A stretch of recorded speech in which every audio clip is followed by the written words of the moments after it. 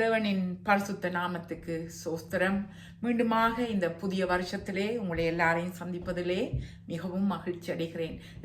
இன்றைக்கு தியானத்துக்காக நாங்கள் எடுத்துக்கொண்ட தலைப்பு தேவன் நன்மையினால் முடிசூட்டுபவர். ஆமாம் சகோதரா சகோதரி, நாங்கள் புதிய வருஷத்திலே கடந்து வந்திருக்கிறோம். 2025ஆம் ஆண்டிலே நாங்கள் முதல் மாதத்திலே நிற்கிறோம். நாங்கள் எல்லாரும் கர்த்தர் எங்களை நன்மையினால் முடிசூட்ட வேண்டும் என்பதுதான் எங்கள் விருப்பமும் வாஞ்சையுமாய் எல்லோருக்கும் இருக்கிறது. நாங்கள் வார்த்தை பகுதிகளை பார்க்கும் போது சங்கீதம் 65:11 என்ன சொல்கிறது என்று பார்த்தால், வருடத்தை உமது நன்மையினால் முடிசூட்டுகிறீர், உமது பாதைகள் நெய்யாய் பொழிகிறது. வருடத்தை உமது நன்மையினால் முடிசூட்டுகிறீர். ஆமாம் சகோதரா சகோதரி, நாங்கள் எல்லோரும் கர்த்தர் இந்த வருஷத்தை நன்மையினால் எங்களுக்கு முடிசூட்ட வேண்டும் என்பதே எங்கள் எல்லோருடைய வாஞ்சையும் விருப்பமுமாக இருக்கிறது. அதேதான் கர்த்தரும் எங்களுக்கு சொல்லுகிறார். அவரின் வார்த்தை வேதம் சொல்லுகிறது, வருஷத்தை நன்மையினால் முடிசூட்டுவராக கர்த்தர் இருக்கிறாராம். கர்த்தர் வாக்கு கொடுத்தவர், ஒருபோதும் வாக்கு மாறாதவர். ஏனெனில் அவர் மனம் மாற, அவர் வாக்கு மாற அவர் மனுஷன் அல்ல, மனம் மாற அவர் மனுபுத்திரனும் அல்ல என்று வேதம் சொல்லுகிறது. வாக்கு கொடுத்த எங்கள் தேவன் எப்போதும் தன் வாக்குக்கு உண்மை உள்ளவராகத்தான் இதுவரைக்கும் இருந்தார், இனியும் அவர் இருப்பார் என்பதிலே எங்களுக்கு எந்த சந்தேகமும் இல்லை. ஆனால் கர்த்தர் வாக்கு கொடுத்தவர், அவர் அந்த வாக்குக்கு உண்மை உள்ளவராய் இருக்கிறார், வாக்கு தத்தங்களுக்கு உண்மை உள்ளவராய் இருக்கிறார். அந்த வாக்கு தத்தங்களை, அந்த வாக்குகளை சுதந்திரித்துக் கொள்ள நாங்கள் என்ன செய்ய வேண்டும், எங்கள் பாட்டு என்ன என்பதை நாங்கள் வேதத்திலிருந்து பார்த்தோமானால் சங்கீதம் 103:2 சொல்லுகிறது. சங்கீதம் 103:2 சொல்லுகிறது, என் ஆத்துமாவே கர்த்தரை ஸ்தோத்திரி, அவர் செய்த சகல உபகாரங்களையும் மறவாதே. கர்த்தர் வாக்கு கொடுத்தவர் உண்மை உள்ளவராயிருக்கிறார். அவர் சொல்லுகிறார், நான் உனது வருஷத்தை நான் நன்மையினால் முடிசூட்டுவேன் என்று தேவன் வாக்கு கொடுக்கிறார். ஆனால் அதே இடத்தில் கர்த்தர் என்ன சொல்கிறார், நான் செய்த நன்மைகளை ஒருபோதும் மறவாதே. என் ஆத்துமாவே கர்த்தரை ஸ்தோத்திரி. தேவன் என்னத்தை எதிர்பார்க்கிறார்? தாவீது இந்த இடத்திலே சொல்கிறார், ஆத்துமாவே கர்த்தரை எந்த நேரமும் நாங்கள் சோஸ்தரிப்பவர்களாக இருக்க வேண்டும். தேவன் செய்த நன்மைகளை அனுதினமும் நாங்கள் எங்கள் வாயினால் அறிக்கை செய்து, எங்கள் கடந்த காலங்களை கர்த்தர் எப்படி நடத்தி வந்தார் என்பதை அறிக்கை செய்தவர்களாக, அவர் செய்த நன்மைகளை மறவாதவர்களாக இருக்க வேண்டும் என்று சொல்லி, தேவனை மகிமைப்படுத்த வேண்டும் என்று சொல்லி தேவன் எங்களிடம் எதிர்பார்க்கிறார். ஆமாம் சகோதர சகோதரி, உங்களுக்கு தெரியும், 10 குஷ்டரோகிகளை இயேசு குணமாக்கினார். அதில் ஒருவன் தான் வந்து நன்றி சொன்னான். அப்போது இயேசு கேட்கிறார், மற்ற 9 பேரும் எங்கே? அதே போல் தான் கர்த்தர் இந்த இடத்திலே தான் எங்களுக்கு கடந்த காலங்களில் செய்த நன்மைகளை நாங்கள் மறவாதவர்களாக நாங்கள் இருக்க வேண்டும் என்பதை கர்த்தர் எங்களிடமிருந்து எதிர்பார்க்கிறார். அது மட்டுமல்ல, ஒரு அருமையான வார்த்தை சகோதரா சகோதரி, உபாகமம் 1:31 பாருங்கள். மோசே இஸ்ரவேல் ஜனங்களை பார்த்து சொல்லுகிறார், ஒரு மனிதன் தன் பிள்ளைகளை சுமந்து கொண்டு போவது போல நீங்கள் இவ்விடத்துக்கு வரும் வரைக்கும் நடந்து வந்த வழிகள் எல்லாவற்றிலும் உங்கள் தேவனாகிய கர்த்தர் உங்களை சுமந்து கொண்டு வந்ததை கண்டீர்களோ? ஆம் சகோதரா சகோதரி, 2025ஆம் ஆண்டுக்குள் காலடி எடுத்த வரைக்கும் எங்கள் தேவனாகிய கர்த்தர் எங்களை ஒரு தகப்பன் எப்படி தன் பிள்ளையை தோளிலே சுமந்து கொண்டு வருவாரோ, அதே போல கர்த்தர் எங்களை அருமையாக நடத்தி வந்தார் அல்லவா? அதற்கு நன்றி உள்ளவர்களாக இருக்க வேண்டும். கர்த்தரின் நாமத்தை எப்போதும் நாங்கள் மகிமைப்படுத்துவவர்களாக இருக்க வேண்டும். அவர் செய்த நன்மைகளை ஒவ்வொரு நிமிஷமும் நாங்கள் மறவாமல் உள்ளத்திலிருந்து ஆழத்தில் இருந்து தேவனுக்கு நாங்கள் நன்றி சொல்லுவவர்களாக இருக்க வேண்டும். அது மட்டுமல்ல, பாருங்க, உபாகமம் 4:10 என்ன சொல்கிறது என்று பாருங்கள்.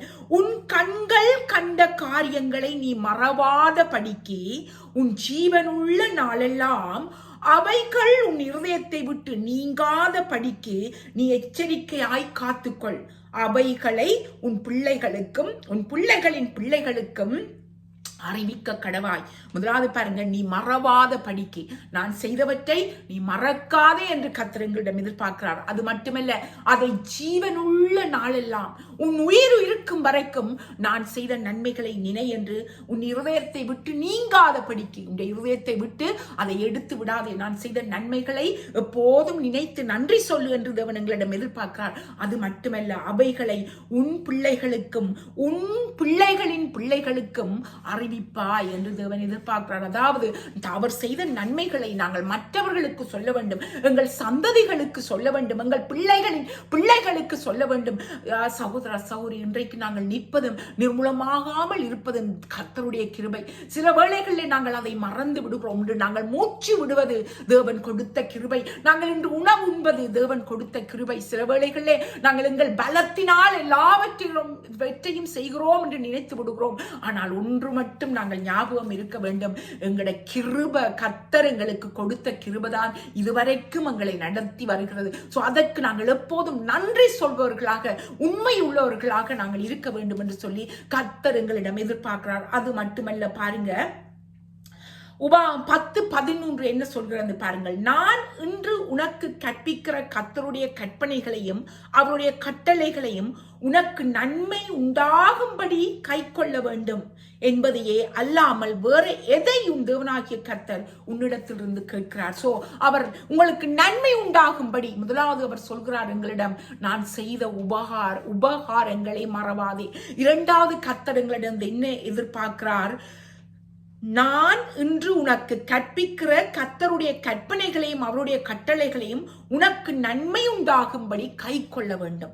அப்ப இந்த வருஷத்துல நாங்கள் நன்மைகளால் முடிசூட்டப்பட வேண்டும் என்று எல்லாரும் வாஞ்சியா இருப்பவர்கள் எங்களிடமிருந்து கர்த்தர் என்னத்தை எதிர்பார்க்கிறார், அவர் சொன்ன கற்பனைகளையும் கட்டளைகளையும் நாங்கள் இந்த வருஷத்திலே செய்ய வேண்டும் என்பதையே ஆண்டவர் எங்களிடம் இருந்து எதிர்பார்க்கிறார். ஆம் சகோதர சகோதரி, வேதத்திலே அநேக காரியங்கள், வேதம் முழுக்க நாங்கள் வாழ்க்கையிலே எப்படி நடக்க வேண்டும், ஞானமாக நடக்க வேண்டும், இப்படித்தான் வாழ வேண்டும், எப்படியும் வாழலாம் என்பது வாழ்க்கை அல்ல, இப்படித்தான் வாழ வேண்டும் என்று கர்த்தர் நியமித்த நியதியிலே ஓடுவதுதான் கர்த்தருக்குள் இருக்கும் எங்கள் பிள்ளைகளாகி எங்களிடம் கர்த்தர் எதிர்பார்ப்பது. சோ இந்த வருஷத்திலே கர்த்தர் எங்களிடம் என்னத்தை எதிர்பார்க்கிறார், அவர் எதிர்பார்க்கிறார், என் கற்பனைகளை கை கொள்ளு, என் கற்பனைப்படி நட.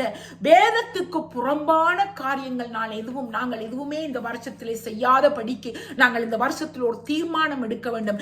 வேதம் என்ன சொல்கிறதோ அதன்படி நான் நடப்பேன் என்றும், வார்த்தைகளை நாங்கள் கேட்பவர்களாய் மட்டுமல்ல அதன்படி செய்பவர்களாய் இருக்க வேண்டும் என்று சொல்லி கர்த்தர் இந்த இடத்திலே எங்களிடம் எதிர்பார்க்கிறார். சோ இந்த வருஷத்திலே நாங்கள் நன்மைகளை புசிக்க வேண்டுமானால் கர்த்தர் செய்த நன்மைகள் எங்கள் வாயிலே எப்போதும் துதிகளாக சோஸ்திரமாக இருக்க வேண்டும். அது மட்டுமல்ல, கர்த்தரின் கற்பனைகளை நாங்கள் செய்ய வேண்டும் என்று சொல்லி தேவன் எதிர்பார்க்கிறார். அது மட்டுமல்ல, பாருங்க சகோதர சகோதரி, 1 யோவான் 5:3 பாருங்கள், நாம் தேவனுடைய கற்பனைகளை கை கொள்வதே அவரிடத்தில் அன்பு கூறுவதாம்.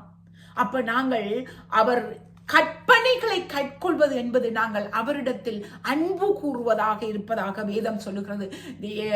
தேவனாகிய கர்த்தர் தன் ஒரே போரான குமாரனியே இந்த உலகத்துக்கு அனுப்பினார். எதற்காக? இந்த உலகத்திலே அன்பு கூர்ந்து நாங்கள் நித்திய ஜீவனை அடையும்படிக்கு, கெட்டு போகாமல் நித்திய ஜீவனை அடையும்படிக்கு நாங்கள் இந்த உலகத்தில் அவர் இவ்வளவாக அன்பு கூர்ந்து தன் ஒரே போரான குமாரனியே இந்த உலகத்துக்கு அனுப்பினார். அப்படி அன்பு காட்டிய அவருக்கு நாங்கள் எப்படி மீண்டும் திரும்பி அன்பு செய்வது? அவரின் கற்பனைகளை கை கொள்வதே நாங்கள் அவருக்கு செய்யும். நாங்கள் Jesus love you, I love you Jesus என்று சொல்லுகிறோம். ஆனால் நாங்கள் எப்படி ஐ லவ் யூ ஜீசஸ் என்று சொல்வதை கிரியையிலே எப்படி காட்ட வேண்டும்? அவரின் கற்பனைகளை கை கொள்ள வேண்டும். நாங்கள் அவரின் கற்பனைகளை கை கொள்ளும் போது எங்களுக்கு இந்த வருஷத்தை கர்த்தர் சம்பூர்ணமாக நன்மைகள் நாள் முடித்துக் கொடுக்க அவர் வல்லவராய் இருக்கிறார். நாங்கள் கண்களை மூடி ஜெபத்தில் இதை முடித்துக் கொள்வோம். ஜெபத்தோடு கர்த்தாவே, இந்த அருமையான வார்த்தை மூலமாக நீர் எங்களோடு பேசினீர், அதற்காக நன்றி செலுத்துகிறேன்.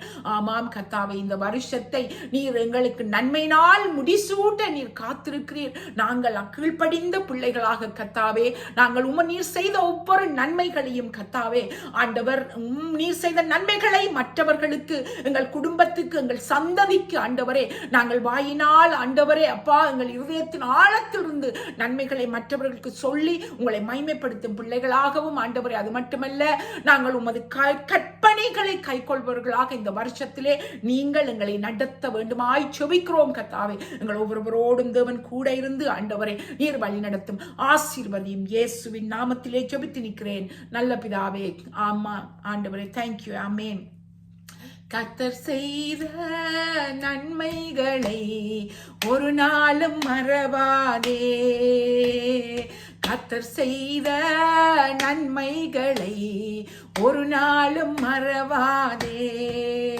என் ஆத்துமாவே நன்றி சொல்லு முழு உள்ளத்தோடே.